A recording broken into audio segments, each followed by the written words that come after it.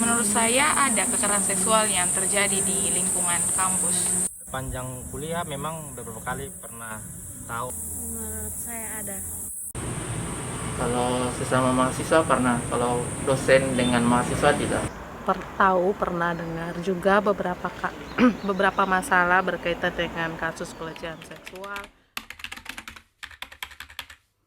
Mungkin pelecehan yang sering terjadi itu pelecehannya verbal, jadi pengungkapan kata-kata yang kotor kepada teman perempuan atau mungkin bisa melebihi batas. Mungkin lewat chat begitu. Antara mahasiswa dan dosen. Dengan rekan-rekan di Mawa kita advokasi satu masalah di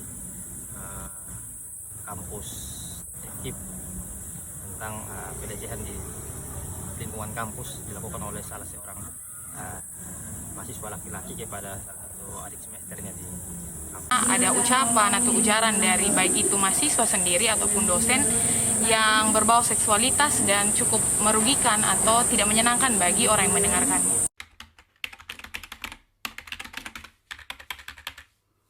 Yang saya tahu tidak pernah melapor, Kak, karena takut. Kejur menceritakan masalahnya bagaimana dan bagaimana proses penyelesaiannya. Nah, di sini Kejur langsung menindaklanjuti saat itu juga untuk langsung dibuat surat peringatan serta surat pernyataan. Kalau waktu itu yang saya tahu di bawah wakil dekan 3 yang mengatur bagian kemahasiswaan atau berlangsung dengan pimpinan fakultas atau pimpinan prodi dari mahasiswa yang berkaitan.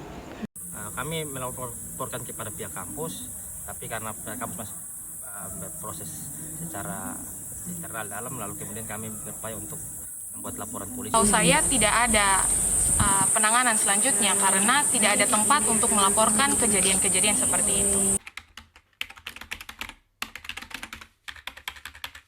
Ya, sempat dengar? Pernah. Kalau dengar pernah. Ya, pernah dengar. Belum. Tidak. Ya, saya pernah dengar dari narasi, baca di media online, di YouTube.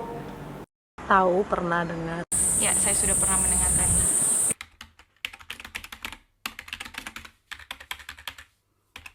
Bahwa dengan hadirnya Permeristek ini memberikan payung bagi korban-korban yang mengalami kekerasan seksual di kampus untuk berani speak up.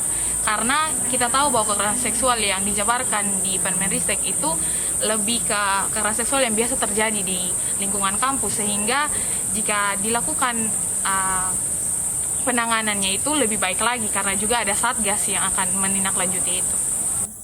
Tentu saja aturan ini berdampak positif, berdampak baik bagi kaum-kaum yang selama ini mengalami kekerasan seksual di lingkungan kampus, dan harusnya direspon baik oleh semua elemen yang hidup di dalam kampus. Menurut tanggapan saya, aturan ini sangat bagus jika diterapkan seterusnya.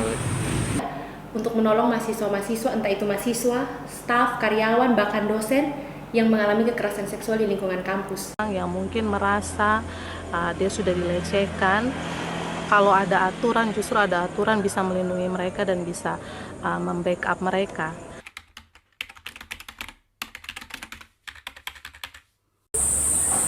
Harapan saya semoga dengan adanya aturan ini bisa menjadi hal yang membuat para korban untuk berani berbicara tentang hal-hal yang terjadi bagi mereka, dan juga bisa menjadi bagian dari perlindungan dan pemulihan dari hak korban yang terampas karena kejadian-kejadian kekerasan seksual di kampus. Harapan saya semoga bisa diterima oleh masyarakat, terutama bagi dosen dan mahasiswa di dalam kampus. Semoga kekerasan seksual di lingkungan kampus atau di universitas segera hilang dan keharmonisan antara dosen dan mahasiswa tetap terjaga. Dan harapan saya kampus harus merespon cepat dengan membuat alur pelaporan, membuat segala macam hal-hal teknis yang mempermudah korban jikalau ada kekerasan seksual untuk berani melapor.